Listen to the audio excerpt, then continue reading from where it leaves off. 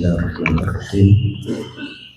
Assalamualaikum warahmatullahi wabarakatuh. Innal hamdalillah nahmaduhu wa nasta'inuhu wa nastaghfiruh wa na'udzu billahi min shururi anfusina wa min sayyiati a'malina. May yahdihillahu fala mudilla lahu wa may yudlil fala hadiya lahu. Asyhadu an la ilaha illallah wahdahu la syarika lah. Iyyahu na'budu wa iyyahu nasta'in. Wa asyhadu anna Muhammadan 'abduhu wa rasuluh al-ba'uts rahmatan lil 'alamin. Allahumma fashalli wa sallim wa karrim 'ala Muhammadin khatamul anbiya'i wal mursalin imamil muttaqin sayyidul muhajjalin wa 'ala alihi wa sahbihi ajma'in. Amma ba'd. Fayal hadirun usikum wa iyaya bitaqwallah wa ta'atihi la'allakum tuflihun. Allahumma la sahla illa ma ja'altahu sahla wa anta taj'al hazna idza syi'ta sahla. Amma ba'd. Hadirin wa rahmatullah. Tema kita dalam pembahasan kitab Riyadhus Shalihin kali ini ada pada bab ke-6, yakni bab takwa. Bab tentang takwa. Insyaallah dalam bab ini akan kami bagi menjadi dua bagian.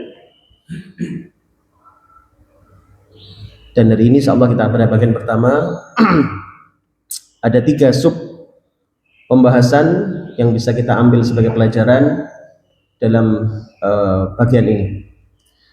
Hadirin Bapak Rahmatullah, mungkin yang perlu kita ketahui adalah tentang apa sih takwa itu, ya. Sebelum masuk ke sini, apa takwa itu? Takwa adalah melaksanakan yang diperintah Allah dan menjauhi larangannya. Itu pengertian yang umum, ya. Pengertian yang umum. Ada pengertian yang lain yang dikemukakan oleh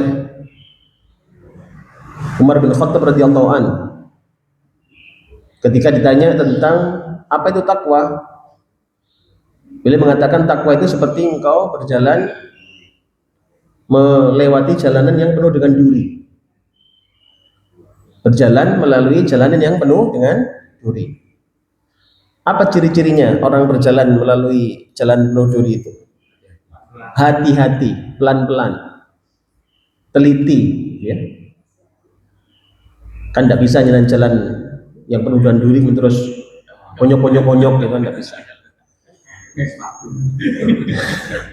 Pakai sepatu.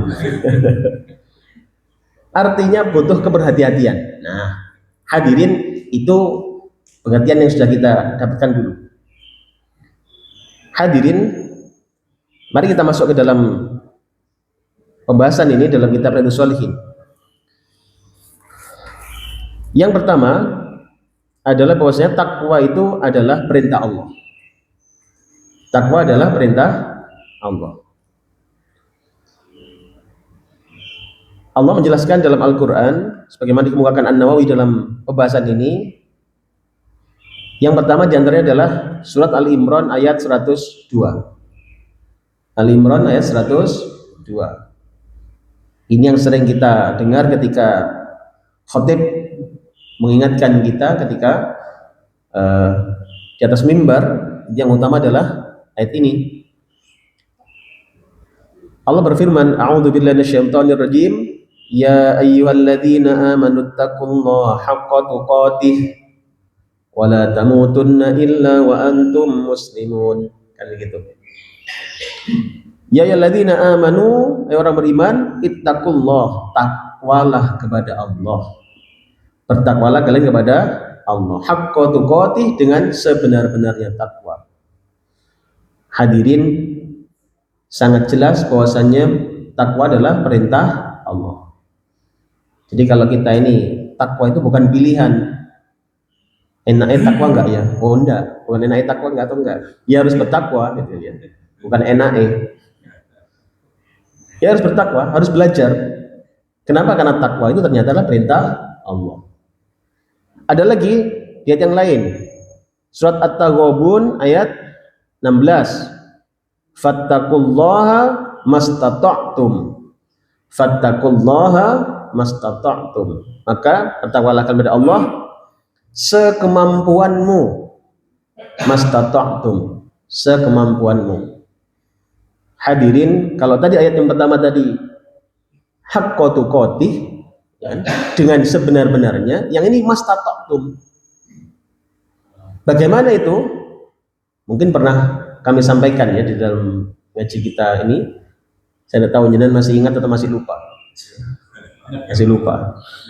Mastata'tum itu seperti apa? Sekemampuanmu itu seperti apa?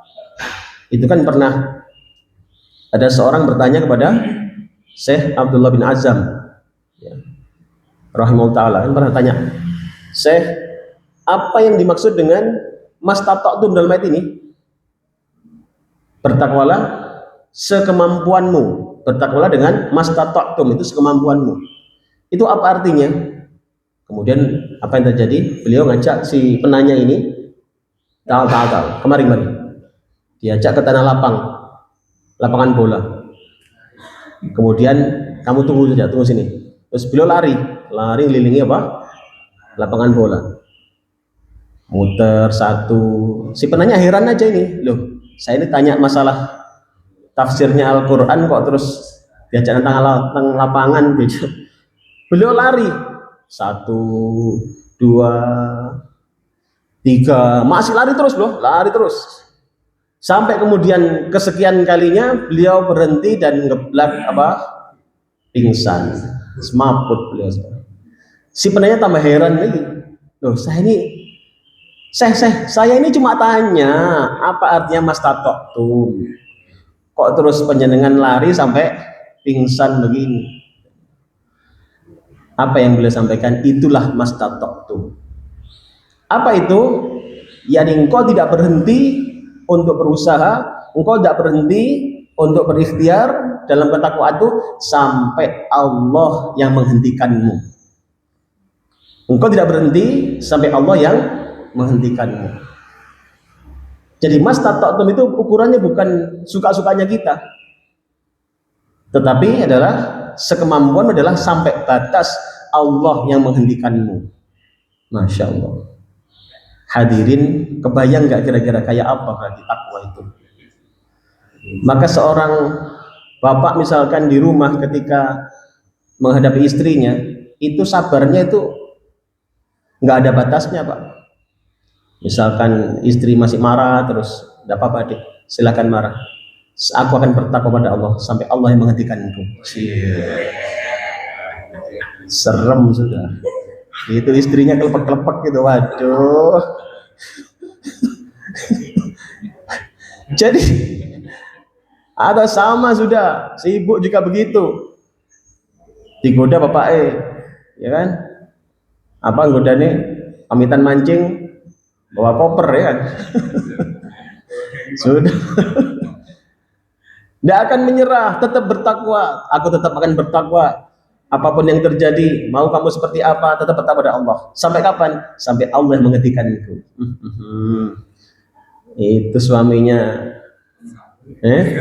Oh, tambah gak boleh. Ya Allah. Hadirin, apalagi zaman sekarang ini ketika banyak masalah, ya. Maka ketakwaan ini jangan diukur kemudian dengan mampunya kita itu sampai di mana sih? Ya tadi istilahnya Syekh Abdullah bin Azam tadi adalah sampai Allah yang menghentikan kita. Maka berbuat baiklah sampai Allah menjadikan kita tidak mampu lagi berbuat baik. Maka jadilah penyuruh kebaikan. Sampai kapan? Sampai kita tidak mampu lagi menyuruhkan kebaikan, kan? Ibu-ibu menjadi orang yang sabar mendidik putra putrinya. Sampai kapan? Sampai tidak mampu lagi untuk melakukan mendidik putra putrinya. Bapak-bapak memberikan belanja pada istrinya, berapa ukurannya? 1 juta, 2 juta? Oh enggak, sampai tidak mampu lagi berikan belanjanya, ya kan? Jadi ukurannya bukan 1 juta, 2 juta, Pak, mungkin 10 juta kasihkan juga nggak apa-apa. Saya yakin ibu juga akan bahagia dengan itu, kan? Masya Allah, sudah berikan sampai dompetnya nggak ada lagi, ya. Bukan hanya isinya, sampai dompetnya nggak ada, ya. Masya Allah. Mas tata'tum, bertakwalah sampai engkau, bukan kita yang menghentikan, tapi sampai Allah yang menghentikan dan bikin kita tidak mampu lagi melakukan itu. Hadirin makullah, ada lagi dalam Al-Quran surat Al-Ahzab ayat 70. Allah berfirman, a'udzubillahi minasyaitonir rajim, ya ayyuhalladzina amanu taqullaha wa qulu qawlan sadida. Ini juga sering dalam mukhatimah wa qulu qawlan sadida yuslih lakum a'malakum, dan seterusnya. Hadirin, wahai orang beriman, bertakwa pada Allah Ta'ala dan berkatalah dengan perkataan yang baik. Lagi-lagi perintah Allah, kita dituntut untuk bertakwa. Bahkan di situ ada perintah untuk berkata yang baik. Menjadi sebuah bukti bertakwa itu memang tidak hanya urusan rasa, tapi ada buktinya, yaitu untuk melakukan amal-amal kebaikan. Hadirin Allah, ini poin yang pertama, bahwasanya bertakwalah kepada Allah, karena takwa adalah perintah. Takwa adalah perintah Allah. Kemudian yang poin kedua, bertakwalah kepada Allah, Allah akan memberimu anugerah. Bertakwalah kepada Allah, Allah akan memberimu anugerah. Hadirin, ayat yang dimukakan di sini diantaranya adalah surat At-Tolak ayat 2 dan 3. Surat At-Tolak ayat 2 dan 3. Allah berfirman, a'udzubillahi minasyaitonir rajim, wa may yatawakkal Allah wa may yattaqillaha yaj'al lahu makhraja wa yarzuqhu min haitsu la yahtasib. Wa may yattaqillaha, dan barang siapa bertakwa kepada Allah Ta'ala, yaj'al lahu makhraja, diberikan setiap masalah yang dihadapi diberikan jalan keluar. Wa yarzuqhu min haitsu la yahtasib, dan diberikan rezeki dari arah yang enggak disangka-sangka. Hadirin, lihat betapa Allah murahnya kepada kita ketika ketakwaan itu dilakukan, diberikan dua hal yang sangat luar biasa. Saya pernah memberikan sebuah pertanyaan sederhana. Kapan kita bahagia? Kapan sih kita itu bahagia? Paling tidak ada dua kondisi kita akan jadi bahagia itu. Yang pertama adalah kita akan bahagia ketika mendapatkan solusi atas masalah kita. Betul betul kira-kira. Misalkan susah, sakit, ternyata sembuh. Seneng nggak itu? Seneng kan? Karena sakit asalnya, kemudian sembuh. Seneng. Senang. Ada lagi juga misalkan susah, mikir anaknya, mikir mantunya, ternyata Allah berikan solusi, mantunya jadi taubat pada Allah, ya kan? Anaknya jadi dekat dengan Allah, pasti senang kita kan? Pendek kata, kalau ada masalah, ada solusi, itu adalah waktu dimana kita berbahagia. Jadi senang itu pertama adalah kalau nemu solusi. Yang kedua, senang itu sebabnya adalah kalau mendapat sesuatu lebih dari biasanya. Dan kalau misalkan tiba-tiba atasan kita ngasih berita, mulai besok gaji sampean tak tambahi 2 kali lipat. Seneng nggak kira-kira? Ndaya seneng, seneng itu. Seneng. Masalahnya sopo sih jangan nambahi gitu kan. Iya kan. Nah, bayangkan dua hal ini, yang satu dapat solusi itu sudah senang, kan? Yang kedua dapat sesuatu lebih dari biasanya, itu juga senang. Sekarang bayangkan kalau dua-duanya terjadi bersamaan, bayangkan kira-kira seperti apa rasanya. Begini kasusnya, misalkan ada seorang nyari utangan, kan? Mau utang duit, yang dari utangan susah nyari, nggak ketemu, terus nemu seseorang, ya kan, mau ngutangi dia, udah piro sih? 10, ya wes tak transfer. Wah, seneng kan, sudah seneng. Kemudian tidak lama dia transfer, dia kemudian terus WA, Mas, duit sing mbok tompo mang gak usah mbok balekno. Gimana kira-kira? Seneng apa sawan? Sawan. Masya Allah. Bayangkan dua kondisi itu terjadi bersamaan. Dapat solusi, dapat tambahan. Pasti luar biasa senangnya. Nah, hebatnya itu adalah diberikan Allah kepada orang bertakwa. Dapat dua-duanya, Pak. Diberikan solusi dan diberikan tambahan dari biasanya. Itulah bahasa min haitsu la yahtasib. Diberikan rizki dari jalannya nggak disangka-sangka. Kalau gaji itu sudah disangka, sudah bisa dihitung kan. Ini nggak disangka-sangka, tambahan bonus, tambahan macam-macam gitu kan ya, tiba-tiba dapat transferan ya kan. Jadi itu adalah kebahagiaan yang Allah berikan kepada siapa? Orang bertakwa. Jadi hebatnya orang bertakwa adalah dia dapat solusi sekaligus dapat bonus tambahan dari Allah Ta'ala. Itu dalam At-Tolak ayat 2 dan 3. Ada lagi dalam surat Al-Anfal 29. Al-Anfal 29. Ini dimuatkan An-Nawawi juga dalam kitab ini. Allah berfirman, A'udzubillahi minasyaitonir rajim. Ya ayyuhalladzina amanu in tattaqullaha yaj'al lakum furqana wa yukaffir 'ankum sayyi'atikum ila akhir sadaqal adim. Allah berfirman, ya ayyuhalladzina amanu, orang beriman, in tattaqullaha, kalau engkau bertakwa kepada Allah Ta'ala, yaj'al lakum furqana, Allah akan memberikan petunjuk. Kalau panjenengan ingin dekat dengan petunjuk, maka bertakwalah kepada Allah Ta'ala. Jadi akan mudah membedakan sesuatu itu benar apa tidak. Itu kenapa? Karena Allah akan memberikan petunjuk. Maka ketika kita menghadapi masalah apapun, bertakwalah. Akan kelihatan ini diteruskan enggak ya? Ini nggak usah aja lah, itu ketahuan sangat jelas ketika bertakwa kepada Allah Ta'ala.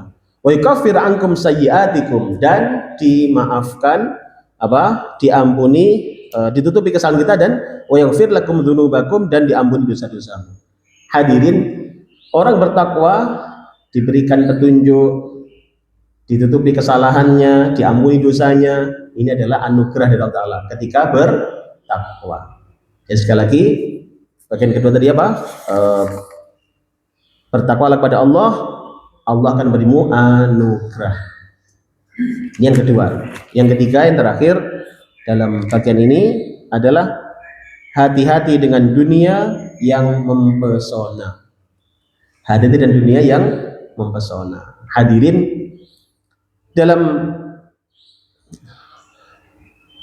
dalam kitab ini, kitab Sholihin, An-Nawawi mengemukakan sebuah hadis dari Abu Sa'id Al-Khudri. Rasulullah bersabda, innad dunya hulwatun khadirah wa innallaha mustakhlifukum fiha fayanzuru kaifa ta'malun fattaqud dunya wattaqun nisa fa inna awwala fitnati bani Israil kanat fin nisa, rawahu Muslim. Sungguh harta kekayaan dunia itu lezat dan indah mempesona. Semua itu dikuasakan kepadamu sebagai ujian sampai sejauh mana kamu berbuat. Maka hendaklah kamu berhati-hati dalam urusan dunia dan wanita, karena dulu fitnah yang terjadi pada Bani Israel dimulai dari wanita. Rawahu Muslim, hadis riwayat Muslim. Hadirin rahimakumullah,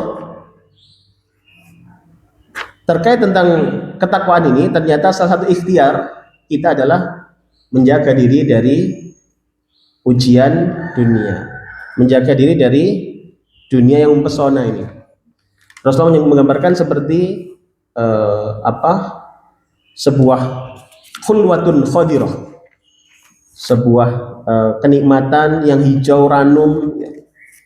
Dan kalau melihat hijau-hijauan seneng nggak sih? Seneng hijau-hijauan.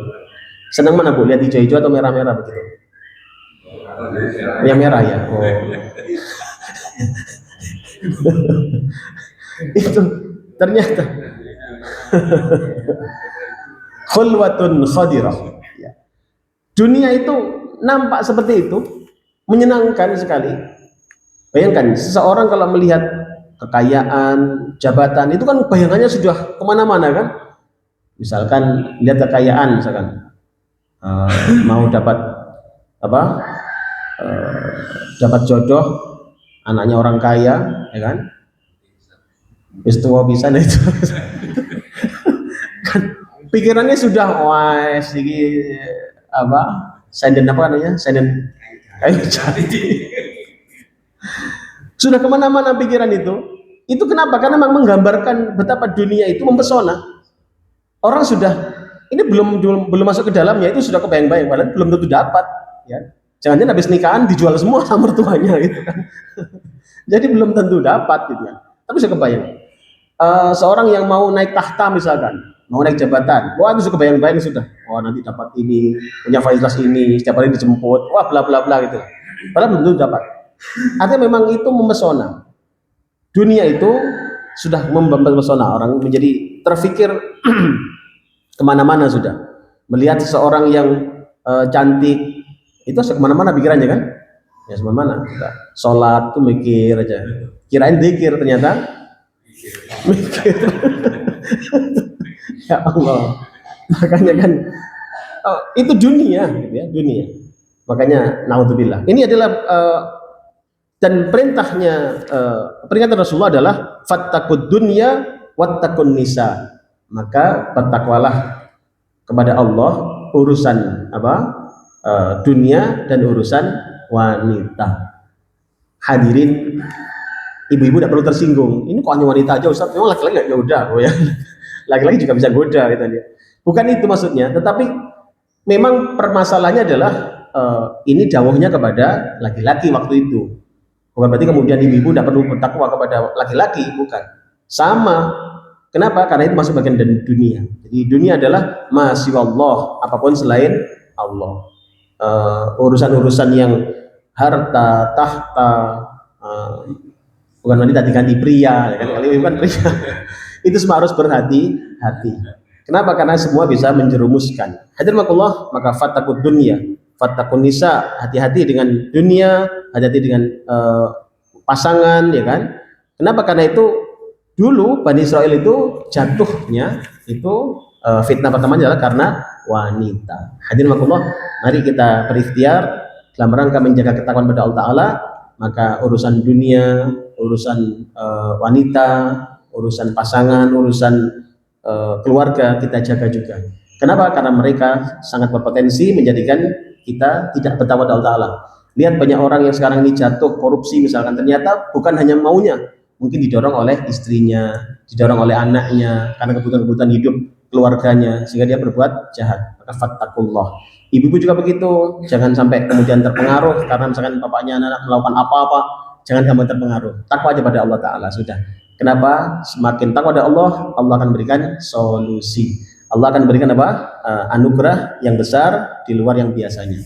Dapat 3 hari ini, insya Allah. Apa tadi yang pertama, Bu? Takwalah kepada Allah, karena takwa adalah perintah Allah. Pertama. Yang kedua adalah bertakwalah, Allah akan memberimu anugerah. Tadi kan diberikan solusi, diberikan bonus tambahan, kemudian diampuni dosa, tadi kan. Kemudian apalagi yang ketiga, hati-hati dengan dunia yang mempesona. Ini adalah perintah pesan Rasulullah SAW agar kita berikhtiar menjaga ketakwaan kepada Allah Ta'ala. Akhirnya selamat beraktivitas kembali. Semoga Allah memberikan kita termasuk orang-orang yang selamat dunia sampai akhirat. Rabbana atina fid dunya hasanah wa fil akhirati hasanah wa qina adzabannar. Wassallallahu ala Muhammad walhamdulillahirabbil alamin. Demikian kurang lebih yang mohon dimaklumi. Jika ada kelebihan semua dari Allah, jika ada kekurangan mohon dimaafkan. Aku qouli hadza fastaghfirukum subhanakallahumma bihamdika asyhadu an la ilaha illa anta astaghfiruka wa atubu ilaik. Assalamualaikum warahmatullahi wabarakatuh.